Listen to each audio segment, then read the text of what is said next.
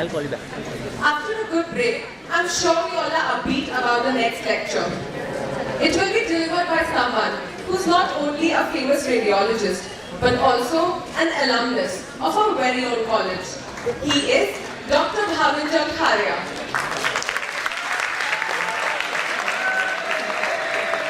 May I request my colleague to present sir with a token of our gratitude. A round of applause.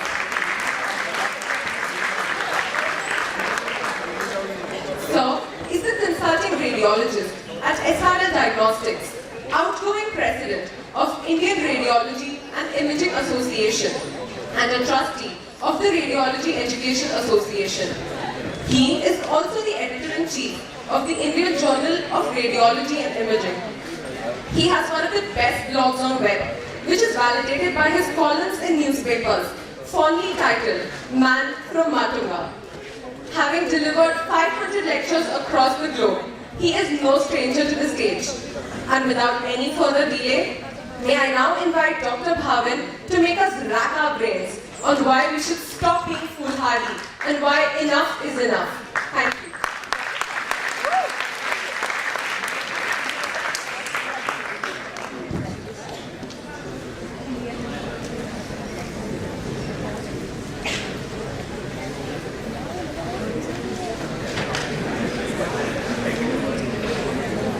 We have the lights on. When you grow old, you can't see too well. Then it becomes necessary to have as much illumination as possible. I'm assuming that all of you have had food, yeah, and you're satiated, and all the blood has gone into your stomach. There's nothing left in the brains, and you need to sleep for some time now. So if you have to, please go to sleep. I have no problems. Just don't snore because it will disturb the people around you. I was to speak on something called Enough is Enough, Stop Being Foolhardy, which is a topic that we kind of decided on about a month or month and a half back, and there was a lot of back and forth happening. There was a certain thought process in my mind, and they kept telling me, make it humorous, make it funny. And I said, it's difficult to talk about anything in medicine and make it funny. When Tushar comes here with this quiz, you will realize that you can have a lot of humor in medicine. But these are very, very touchy. After the, what is it, All India what? Yeah, I can't use that phrase on stage because then I might also have an FIR filed against me.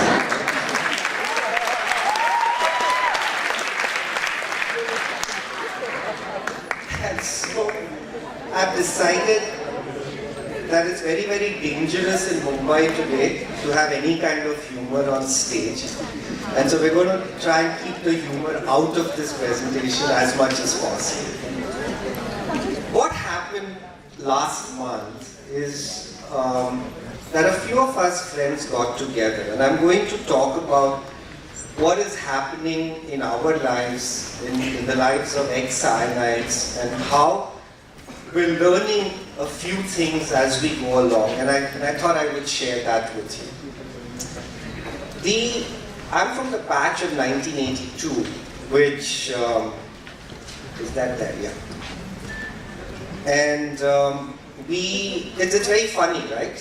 When you talk about a medicine batch, you always talk about the batch that you enter in. And so that's the batch of 82. But when somebody asks me which school batch you are, I say batch of 80. Because that's the year when you leave. And I've never kind of figured out why we do that. So we entered college. How many cyanites here? Wow.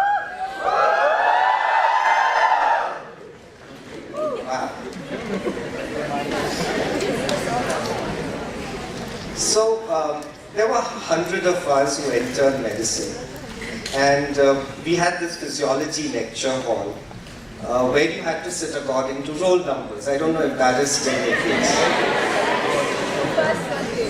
And they got my last name wrong. So instead of J, they put a Z. And so Jankharia became roll number 96 and they never corrected it. We had a physiology professor called Dr. Dabholkar, and some of you might have heard him about 6 months ago when he gave a lecture on Vedanta and philosophy and medicine in the same physiology lecture hall. We used to call him Bach, and Bach would come on the first day of the physiology lecture, which was the first ever lecture of your medicine life, and he would rattle out the name and number of every student from 1 to 100 without looking at the attendance sheet. That is the kind of didactic memory he had. Perhaps he used to sit for a week and mug it up. We never had the guts to ask him how he did it, but he did it. Now, we were a batch of 65 boys and 35 girls. And we were the only batch where there were more boys than girls. So the batch above us and then all the batches after us always had more girls than boys. And you realize that boys in medicine are a very valuable commodity, right? Because there are so many more girls, and girls need to marry boy doctors if they want to practice properly in life, etc., etc. So clearly, the boys in my batch were strutting around all the time. But 20 of those 35 girls were in the last 25. So don't...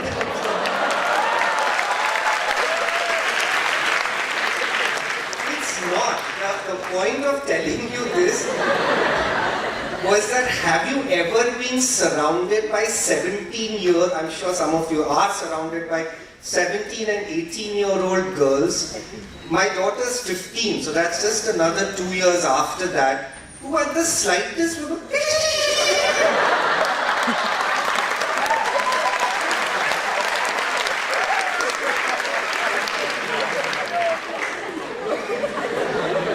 And we used to wait for the anatomy lecture to start so that we could run out and then be with the boys. Not that the boys were any different, but at least you had some respite from all these girls.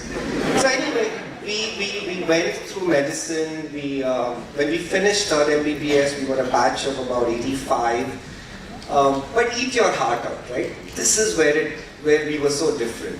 We had a 1:1 ratio of finishing MBBS to getting a PG seat. 1:1. Which means everyone who wanted to do a PG residency out of our batch, no entrance exams, right? It was all on third MBBS marks, got a postgraduate seat. You may not have got what you wanted, but you got a PG seat. So essentially, we then moved on, finished our residency, and as happens, people got married, they got busy in their careers. Some people married, divorced, remarried, had kids, had more kids, all of that went on. And, some of us stayed in touch. 20 people moved out of the country, 10 are in the US, 10 are in the UK, there's one guy in Australia. About 6 people in other parts of the country. But about 60 of us are still in Mumbai and practicing. And kind of I think over the last 3 or 4 years, when we realized that, careers are set, we have a little free time, kids are growing. A couple of my friends are now, they're just about 50, but they're grandparents. Can you believe that? And, we started reconnecting. And then something weird happened. So in between there was Facebook and some more people connected and we used to keep meeting. And then WhatsApp happened. Right? It happened. That's the true word. And I still remember the date. A friend of mine had come from Florida. A few of us had met, and we were discussing a potential grand reunion, where everybody would turn 50. And on the 27th of December 2013, I made this big mistake of starting a WhatsApp group with 30 of us friends. And the first day was fine, everyone said hi, how are you? The second day was okay. And from the third day onwards, 30 people could generate 400 messages a day.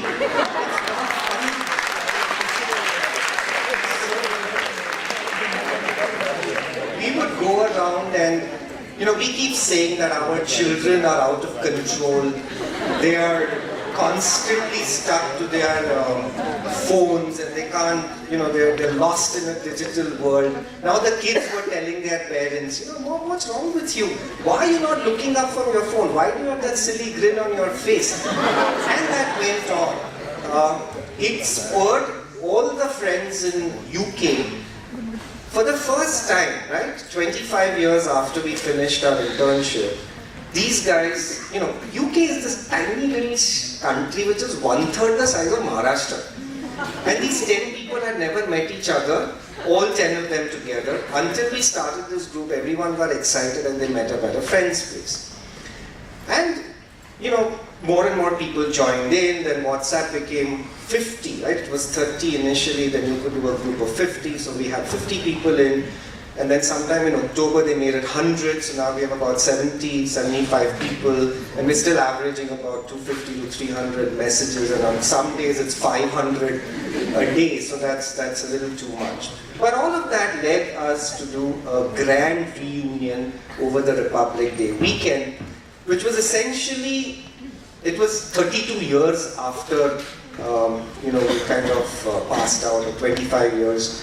32 years after we joined and 25 years odd after we finished internship. But what we were commemorating was the fact that all of us were turning 50. So 64 out of a batch of 85 landed up from all over the world. We went to Faryaz.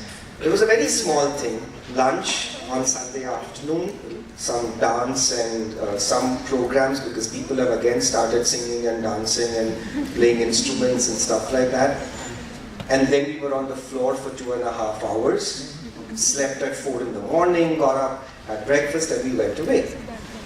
And we reconnected, and it was as if all those years had just melted away. And we were back to being those giddy-headed, teenagers or late teens or medical students in LTMMC. And it was just amazing, a magical moment that allowed us to be like we used to be earlier. So there's a moral to this. This whole long-winded story that I've come up with was essentially to tell you this.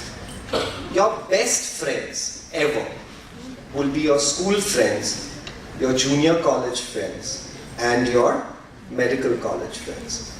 As you grow older, you'll make friends, you'll meet a lot of people in your professional careers, but you will never have the ability to be as free with those people, with your thoughts, with your behavior, as you would with your school and medical college friends. And as one of my friends told me, that it is a pleasure once in a while to spend time with non-judgmental friends and peers. And that means that you can drink, you can use swear words, you cannot be this Dr. Bhavin Jankharia. I can be a Bhavin with my school friends and my college friends who will also give me galis in return and behave in the same manner, right? So it makes a huge difference. And so, friends, the one thing that you would want to do in life is nurture friends, make them, of course, in the first place, and then nurture them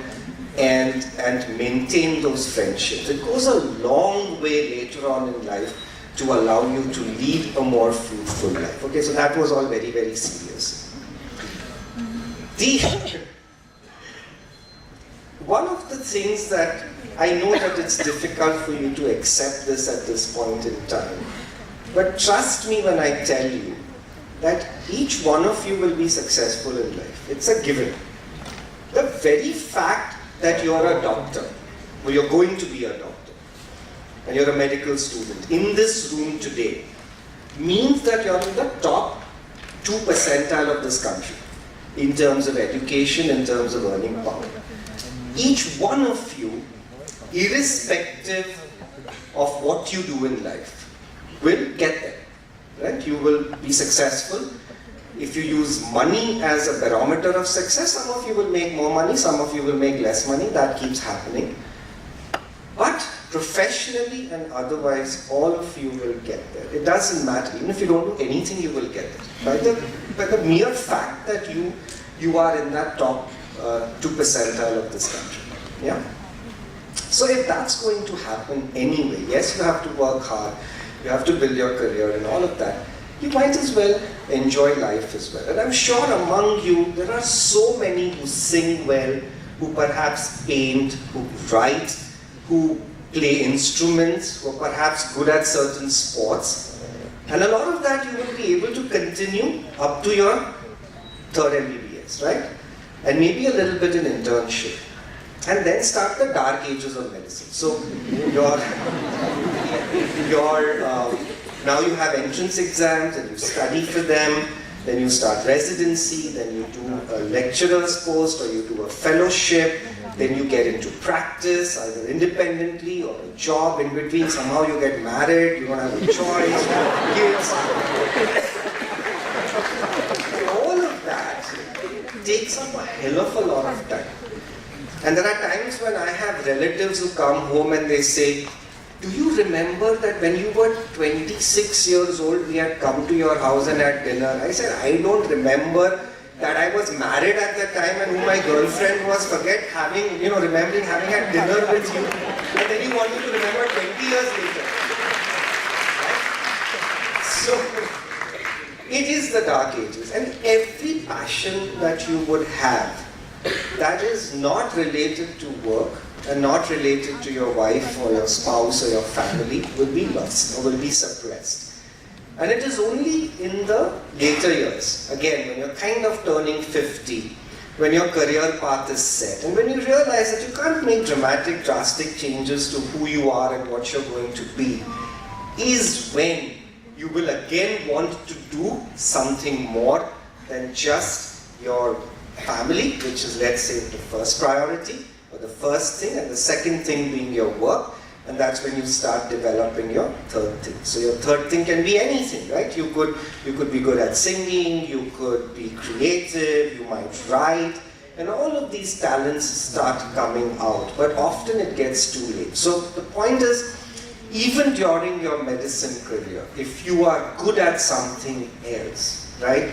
Maintain that, do that, keep it nurtured. You may not have a lot of time to do it routinely, but don't let it wither away, right? It will again help you a lot when you grow older and when you have more time on your hands. So don't let your third thing or your talents die away. The other thing that I wanted to talk about was that you must have heroes that you can emulate.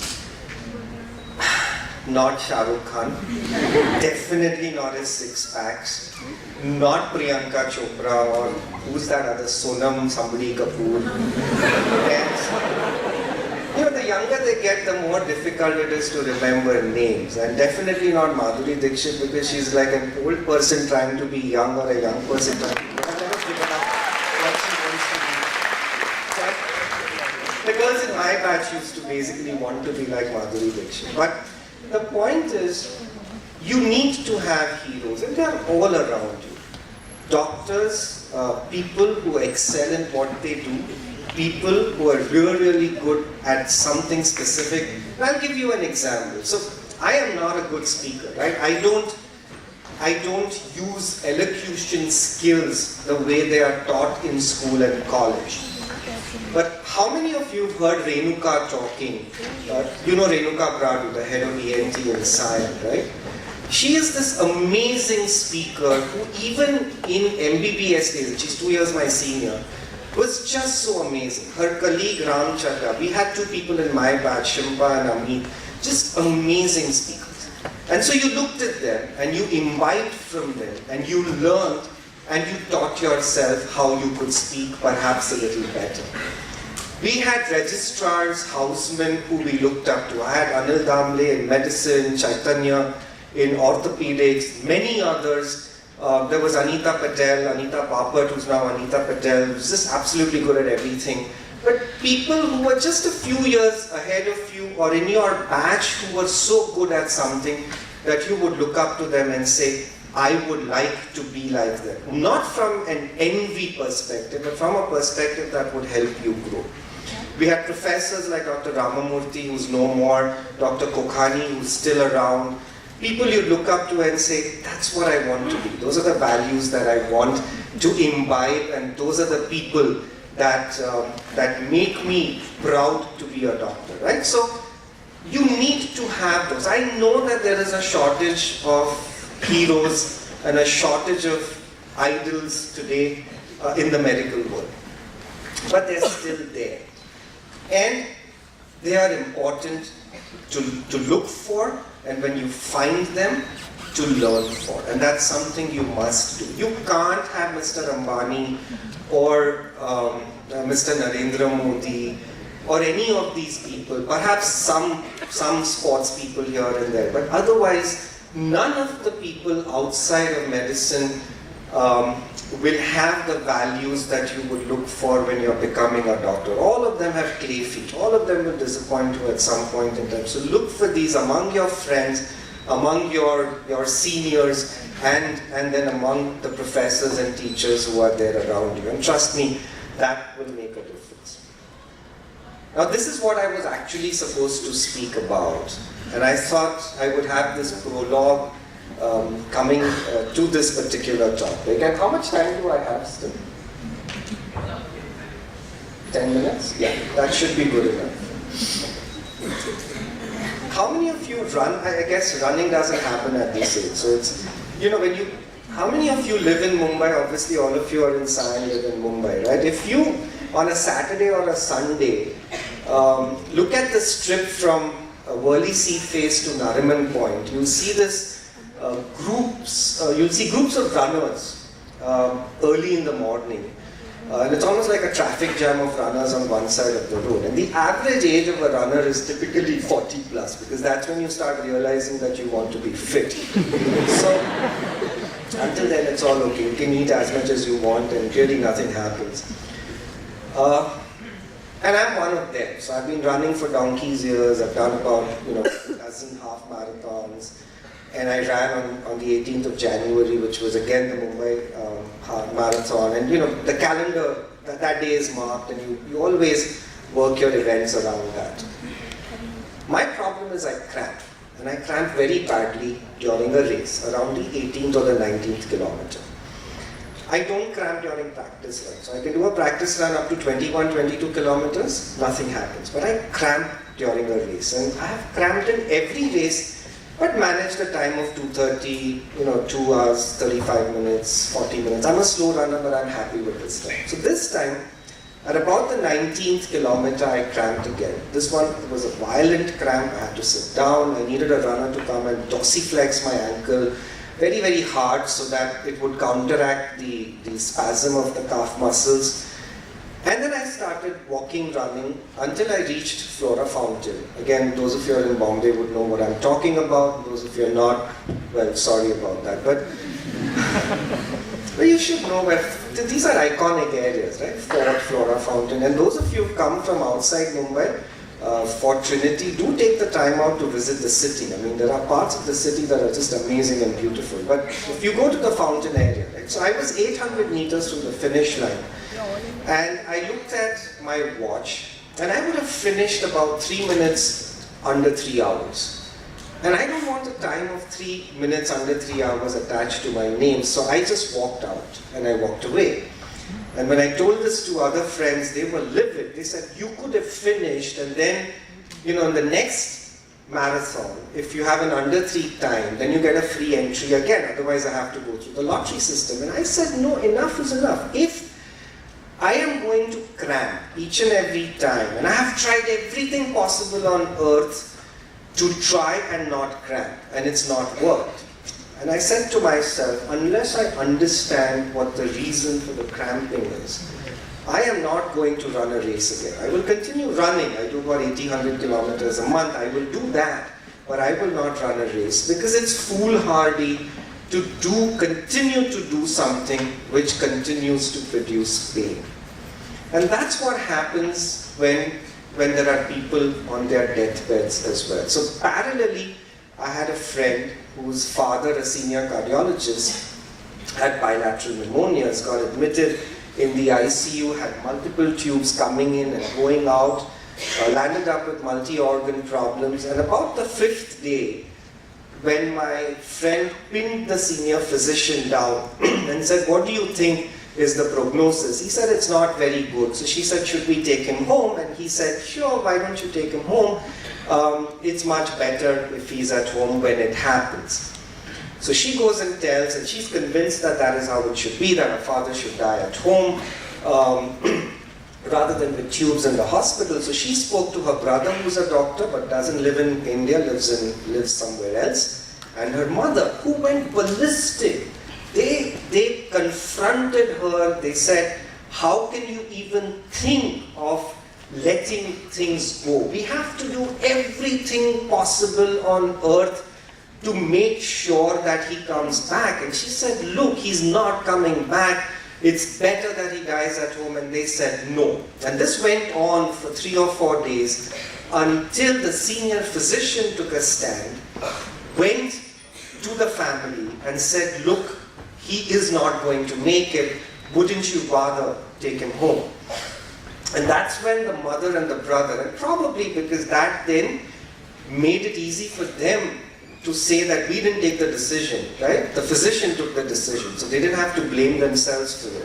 They took him home, he opened his eyes, said thank you, and then he died 24 hours later. And you need to understand this, right? Many of you may have read Atul Gawande's Being Mortal, right? Which addresses some of these issues. If you haven't, you should read it. As a medical student, it is a lot of learning as well. And learn as doctors, as students who are going to grow into doctors, that there is a time when you have to stop, right? You cannot continue to prolong life. At some point in time, you will say enough is enough and stop being foolhardy. And you can actually apply the same concept to treatment. When you become doctors, when you actually start seeing patients, there will always be this urge to overdiagnose and overtreat. And this can be even ethical in the sense that you're just so young and you're raring to go and you want to make the right diagnosis in every patient and you want to make sure that every patient gets the best treatment on earth, and you will try and do everything possible, often overdoing everything.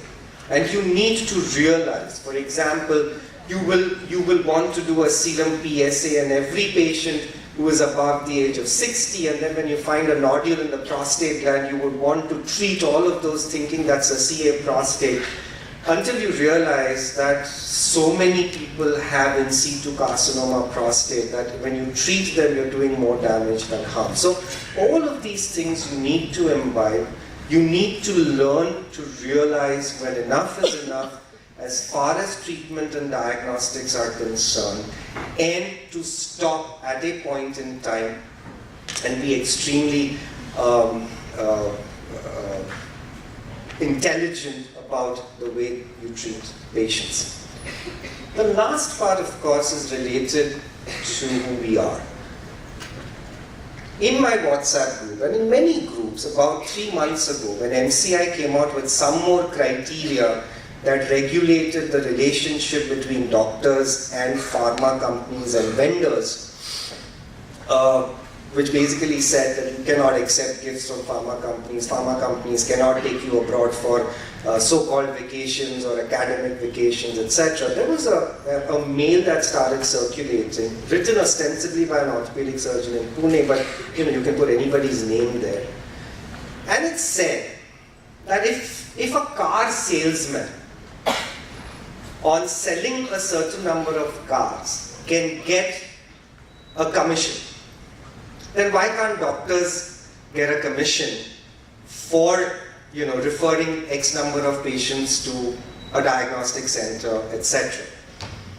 If medical reps who go around trying to sell drugs meet a certain level of work, they get bonuses. So if doctors see certain numbers of patients or refer some numbers of patients or prescribe a certain amount of drugs from the pharma companies. Why can't we get bonuses? And the same way, somebody does well in a multinational company, then they get a holiday to go abroad. Why can't we as doctors be incentivized by holidays, right? The problem here, right?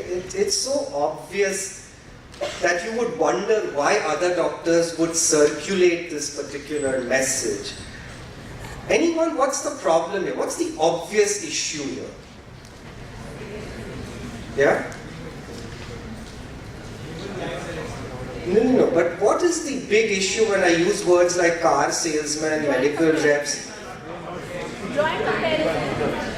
How can you, as a medical student, how can I as a doctor ever compare myself to a car salesman or a medical rep, or to that matter even an upper level manager or the CEO of Colgate for that matter? When have they ever in their life saved a life?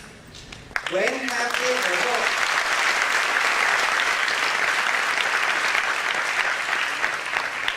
When has anybody who is not a doctor alleviated pain and suffering, right, to the extent that we do? We don't want to be called gods. That's very obvious. We don't want the tag noble profession attached because it comes with a lot of issues attached, which come with these words that are used. We want to be otherwise normal human beings, but we can't be. Ours is the only profession in this world where we take care of other people's pain and suffering and disease. The only profession where people come to us with hope, where they want, when they look at you and they say, this is the person who will take care of me and make sure that I don't suffer and die. And when you have that faith reposed in you, you cannot behave or tell yourself, oh, but I'm like a car salesman. If I'm going to remove that one kidney, I stand to get a bonus of 10,000 rupees. You're not a car salesman. You're never going to be one. And if you believe today, and we didn't have a choice because everyone who got good marks in our days either took medicine or engineering. It's only the guys who didn't get into medicine and engineering who kind of had other careers as well. Today, you have a choice. You're here by choice, isn't it? And if you believe you took the wrong decision, treat MBBS as an undergraduate degree like any other, like BMM or BA or BSc, and then move away and do whatever else you want in life. Just you'll have lost another year and a half as against your colleagues who probably finished their undergraduate in 3 years. But then don't become a doctor. If you believe you came into medicine to make pots and pots of money, because you'll make a lot of money. I'm not saying that you won't. But you may not make as much money as your friend who at the age of 40 becomes the CEO of a startup IT company and then sells the company to somebody else and does an IPO and then makes millions and millions of dollars. Perhaps that will not happen. It doesn't happen in medicine. But if I am assuming that you took medicine because now that you have a choice of careers, you believed that you could do something good for people, right? And as you move on, you will lose that. We become callous, we see too many patients, we become jaded, we become tired. That's all fine. But don't ever compare yourself to anybody else, right? Who hasn't saved a life and who hasn't actually made a difference to somebody's life and disease. Thank you.